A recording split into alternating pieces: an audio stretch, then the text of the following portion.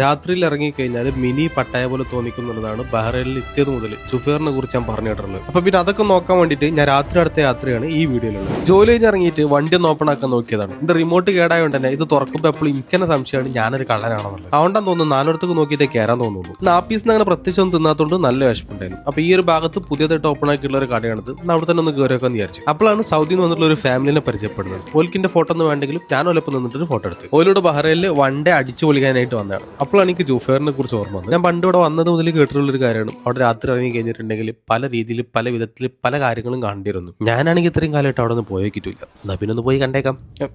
വേറെ ഒന്നും വിചാരിക്കണ്ട, കണ്ടന്റ് ഉണ്ടാക്കാൻ വേണ്ടി മാത്രം. അപ്പൊ രാത്രി 12:30 ആയപ്പോൾ വണ്ടി എടുത്തിറങ്ങി. ബഹ്റൈൻ്റെ ക്യാപിറ്റൽ ആയിട്ടുള്ള മനാമ ഏരിയ ഒക്കെ ഫുള്ള് കാലിയിട്ടാണ് കിടന്നത്. പക്ഷെ നമ്മുടെ മിനി പട്ടായൽ അപ്പോൾ നല്ല തിരക്കായിരുന്നു. വണ്ടി റോഡ് ഒതുക്കിയിട്ട് ഞാൻ അതിൽ നടക്കാറിറങ്ങി. അമ്പരച്ചുംബികളായ കെട്ടിടങ്ങളും നല്ല സ്റ്റാൻഡേർഡ് സ്ട്രീറ്റ് ഫുഡ്സ് ഒക്കെ ഉള്ള ഒരു കോസി ഏരിയ ആണ് ഇത്. പിന്നെ സൗദിയിൽ നിന്ന് ബൈക്കിൽ വന്ന് ഇവിടെ വന്ന് വെടി പൊട്ടിച്ച് പോകുന്ന മനുഷ്യന്മാർ, ഐ മീൻ ഷോ ഇറക്കി പോകുന്ന മനുഷ്യന്മാർ.